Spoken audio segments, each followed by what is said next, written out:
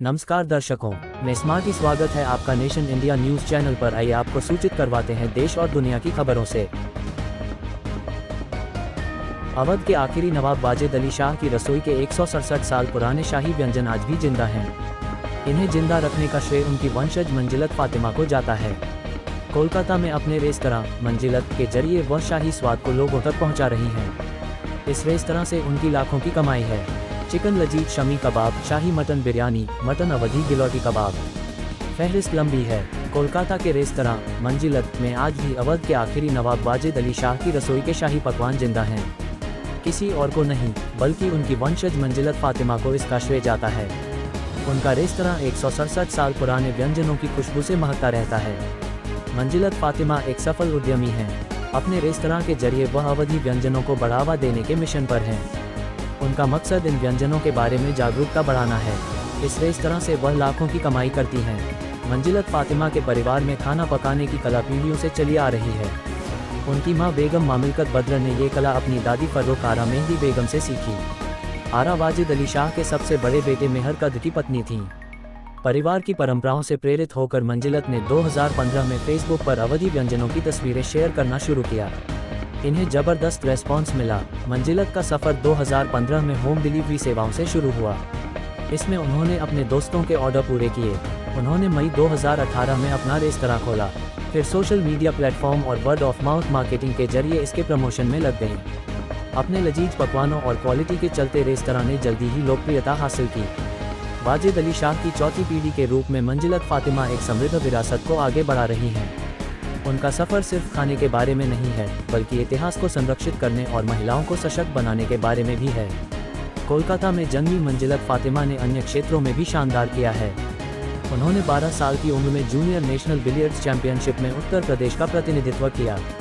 अंग्रेजी में ऑनर्स के साथ स्नातक की डिग्री हासिल की। हर साल अपने रेस्तरां से मंजिलत 35 लाख रुपये पैदा कर लेती हैं। कबाब की कीमत 240 रुपये से 325 रुपये के बीच है, जबकि बिरयानी और यखनी पुलाव के दाम करीब 450 रुपये है। लखनवी मुर्ग बिरयानी 2 चिकन पीस के साथ 370 रुपये में आती है। चिकन शाही रेजाला और चिकन नवाबी चाप की कीमत करीब 260 रुपये है। 100 से अधिक लोगों को साइबर ठगी की ट्रेनिंग दे चुके आरोपी योगेश मीना को राजस्थान के बूंदी जिले के बाबाई एरिया से अरेस्ट किया गया है। 21 साल का योगेश 12वीं पास है और राजस्थान के सवाई माधोपुर का रहने वाला है। साइबर क्राइम थाना मानेसर की टीम ने योगेश के अलावा उसके 3 अन्य साथियों को भी पकड़ा है, जिनमें से एक तो नाबालिग है। इन तीनों को भी इसी ने साइबर ठगी की ट्रेनिंग दी थी। आरोपी दयाराम मीना को तो ट्रेनिंग देने के लिए फीस के तौर पर सोने की अंगूठी योगेश ने ली थी। आरोपियों के पास से 82,000 रुपये नकद, 4 मोबाइल बरामद किए गए हैं। साइबर क्राइम थाना मानेसर में 27 सितंबर 2023 को एक व्यक्ति ने लिखित शिकायत दी, जिसमें कहा गया कि टेलीग्राम पर इसे जॉब देने का झांसा दिया गया। फिर टेलीग्राम ग्रुप में जोड़कर निवेश पर बेहतर रिटर्न देने की बात कहकर निवेश कराने लगे। युवक ने फोन पे वॉलेट ऐप से रुपये ट्रांसफर कर दिए, लेकिन उसे राशि वापस नहीं मिली। करीब 1 लाख रुपये की ठगी का आरोप लगाया गया। मामले में एफआईआर दर्ज कर जांच शुरू की गई। जांच के दौरान साइबर क्राइम थाना मानेसर की टीम ने 1 मार्च को 4 आरोपियों को राजस्थान बूंदी जिले के बाबाई एरिया से पकड़ा है। आरोपियों में एक नाबालिग भी है। बालिग आरोपियों की पहचान राजस्थान सवाई माधोपुर के रावल गांव निवासी 21 साल के योगेश मीना, राजस्थान बूंदी के बाबाई गांव निवासी 19 साल के दयाराम उर्फ दयाराम मीना और बूंदी के ही चमनगंज गांव के 21 साल के विकास मीना के तौर पर हुई। दयाराम 11वीं पास, योगेश 12वीं पास, जबकि विकास ग्रेजुएशन की पढ़ाई कर चुकी है। इनसे पूछताछ में पता चला कि योगेश मीना इस गिरोह का मास्टरमाइंड है और वो आसपास के एरिया के युवाओं को साइबर ठगी की ट्रेनिंग देता है। ये आरोपी लोगों को निवेश के नाम पर ठगी करने की ट्रेनिंग देता था। साथ ही टेलीग्राम, मैसेंजर व अन्य सोशल मीडिया ऐप के जरिए साइबर ठगी के तरीकों के बारे में सिखाता था। आरोपी अब तक 100 से अधिक लोगों को साइबर ठगी की ट्रेनिंग दे चुका है। दयाराम, विकास व नाबालिग साथी को भी इसी ने ट्रेनिंग दी थी। योगेश व दयाराम तो करीब 1 साल से ठगी की वारदातें कर रहे हैं। दयाराम अब तक करीब 30 लोगों को, विकास अब तक 10-12 लोगों को और नाबालिग आरोपी भी 3-4 लोगों से ठगी कर चुका है। आरोपी योगेश पर आर्म्स एक्ट के तहत भी एक केस राजस्थान में दर्ज है। एक शख्स अपने कुत्ते को टहलाने के लिए निकला था, लेकिन तभी उसके हाथ ऐसी चीज लग गई जिसके बारे में उसने सोचा भी नहीं था। ये खोज उसने 2 साल पहले की, लेकिन इसे लोगों से अभी तक छिपाए रखा। हालांकि अब उसने दुनिया को इसकी जानकारी दे दी है। मामला फ्रांस का है। डेमियन बोशेटो नामक शख्स को साल 2022 में 7 करोड़ साल पुरानी एक चीज़ मिली। ये दिखने में काफ़ी विशाल थी। जब उन्होंने पता लगाने की कोशिश की तो मालूम हुआ कि ये डायनासोर का कंकाल है। 25 साल के बोशेटो कहते हैं कि उन्होंने ये खोज क्रूजी में अपने घर के पास मोंटोलियस के जंगलों में की है। वो फ्रांस के एक गांव में रहते हैं। वो कहते हैं क्रूजी के आसपास का क्षेत्र डायनासोर और उसी समय में रहने वाली अन्य प्रजातियों के जीवाश्मों से समृद्ध है। 28 साल से क्रूजी फ्रांस में क्रेटेशियस काल के डायनासोर जीवाश्मों के सबसे बड़े संग्रह के तौर पर जाना जाता है। लंबी गर्दन वाले डायनासोर ऐसे जानवर थे जिनके कंकाल आज के वक्त में कई जगह मिल जाते हैं। ब्रिटेनिका के अनुसार इनके जीवाश्म में 40 विभिन्न प्रजातियां शामिल हैं, जिनके सबूत अंटार्कटिका को छोड़कर सभी महाद्वीपों पर पाए गए हैं। बोशेटो को पहले केवल कुछ हड्डियां ही मिली थीं, लेकिन बाद में पूरा कंकाल भी मिल गया। वो कहते हैं ये किसी भी दूसरी सुबह की तरह एक सामान्य सैर के दौरान हुआ था।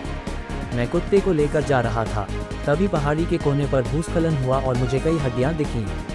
वो नीचे गिर रही थीं। हमें कुछ दिन बाद पता चला कि ये हड्डियां एक ही जीव की हैं। शादी करने के लिए लोग बड़े ग्राउंड्स, मैरिज हॉल या फिर चर्च, मंदिर जैसी जगहों को चुनते हैं, लेकिन एक कपल ने इन सबसे परे शौचालय का चुनाव किया। इन्होंने वहीं पर जीने मरने के वादे भी किए। कपल ने लोकल गैस स्टेशन में शादी की है। कपल का नाम लोवेन एबनी और टियाना एलिस्टॉक है। इनका कहना है हमने केंटुकी में पुरुषों के शौचालय में शादी की है। एलिस्टॉक इसी जगह पर काम करती हैं। फॉक्स न्यूज की रिपोर्ट के अनुसार उनका कहना है कि वो कुछ अलग करना चाहती थी, केवल आम लोगों की तरह शादी नहीं करनी थी। कुछ ऐसा करना था जो फनी लगे और बच्चों को बता सके, कुछ मजेदार। ये अच्छा अनुभव था। एलिस्टॉक ने काफ़ी विचार करने के बाद शौचालय में शादी करने का फैसला लिया। उन्होंने अपने बॉस को इस आइडिया के बारे में बताया। HOP शॉप अपने अनोखे बाथरूम के कारण जाना जाता है। यहाँ बटन दबाने पर रंग बिरंगा लाइट का डिस्प्ले भी होता है। एलिस्टॉक का कहना है हमने एक डिस्को बाथरूम में शादी करने का फैसला लिया। ये बात एक मजाक के तौर पर कही गई थी। तब मैं अपने बॉस से बात कर रही थी, फिर हमने सोचा कि ऐसा क्यों नहीं कर सकते। इसके बाद स्थिति ऐसी हो गई कि हमें ये संभव लगने लगा। ये शादी का सबसे अनोखा वेन्यू होगा।